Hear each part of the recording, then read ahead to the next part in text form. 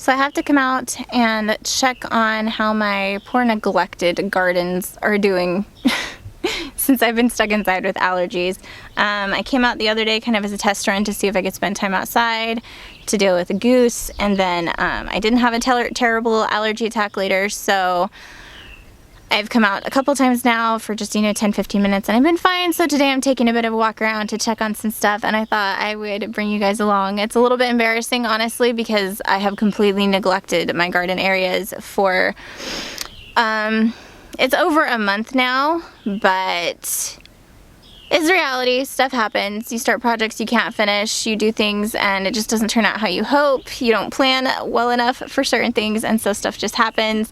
So I'm just gonna be real and honest. I'm not gonna clean anything up. I'm just gonna show you exactly what it's looking like right now as I'm seeing it for the first time in over a month. My little garden area over here got a little bit overgrown while I was stuck inside with my allergies. It's a little like a jungle. This bag is my son's parsnips that he wanted to plant. This is our kale that went to seed. Look at all these seeds. And my son already came and picked a bunch of them for me. They're all drying out and they need to be picked. That there is the carrots that I have neglected in that bag. I need to come out and pick those. It's been hot lately, so I don't know if they've actually just gone gross on me. These two beds, that's garlic. It's actually probably going to be ready to harvest next month. You can see the bottom of the stalks are already starting to go kind of yellow. And see if I can find it over here. Coming up out of that bag, right over there-ish. That is more kale seed that I need to harvest. It doesn't look like it's quite ready yet, though. I have a little bit of lettuce left in that box, like right there, but it looks like something's been eating on it. Seasonal allergies. They really put a kink in my plants this year. They showed up earlier than usual and have just not been fun. So, here, let's see. Look at our carrots. See, I don't think that they did much of anything. I think it got too hot and I wasn't consistently watering them. And but it's getting hot. They're not going to do anything. Ooh, look at that. Oh my gosh. Okay, guys. That is the biggest carrot I've ever grown myself. I'm so excited. I know, it looks pathetic and tiny, but isn't it pretty? Guys, I grew a carrot. Oh my gosh, I think that's the best one we're gonna get. I think that's the biggest one. They're not gonna get better than this, but we'll pull them. We'll pull them right now. You guys can see what happens when you neglect your carrots.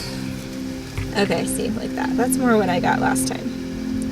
Yeah, last time I just planted way too late in the season in the fall, and they just didn't have time to develop. I think these are black nebula carrots is what I planted. I'd have to go back and look at my list, but it's just getting, look at the tiny thing. It's just getting too hot. Way too hot out. We're in the mid to upper 80s every day, and carrots like cooler weather. And so we're gonna try again this autumn and get them in a little earlier because we love carrots. There's a little tree there. We love carrots, and I want to grow carrots. It's just I just want to get my timing right. These are all carrots. Yeah, these are the black nebula. They're beautiful. Just a little bitty. I'll wash them up and be like, kids, we harvested carrots. Do you want some? Yeah. Is that all of them? Nope, we got a couple more. Sorry if I'm not keeping in frame. Oh no! That one broke off. Oh well. Alright, there's another one. There's another teeny tiny one. Oh, there's another one. Second biggest one.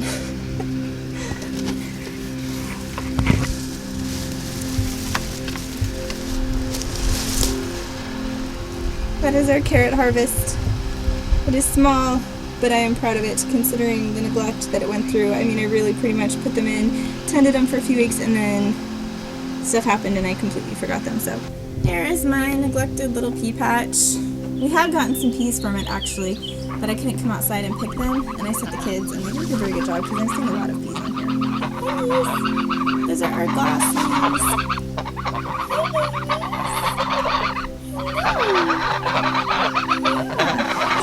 My yarrow grew! Oh my goodness! I had a friend last fall. She came over for a party for the kids, and she brought me yarrow, and I put it in here, and it looked like the animals had or chickens had eaten it all.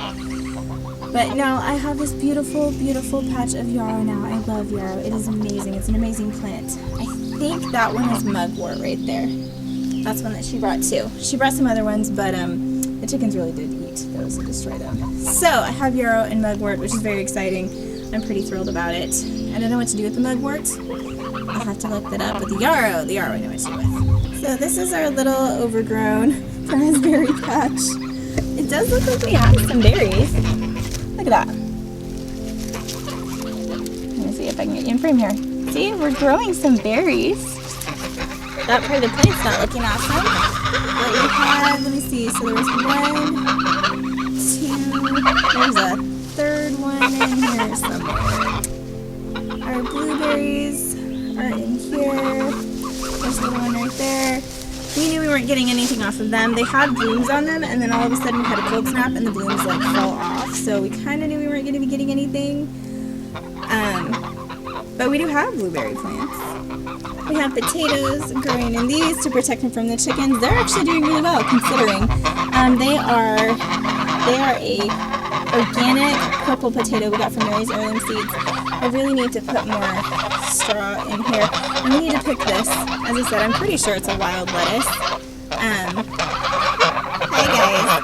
We always have a ton of this Queen Anne's lace. Isn't it gorgeous? So Queen Anne's lace is actually usable. You can eat it and do different things with it. Which I meant to do last year and I just didn't get around to it. But we have a ton of it and it's really tall. Some of it's actually taller than I am. So that'd be... So this is a wild edible that I wish I was taking advantage of, that I should, that I haven't yet.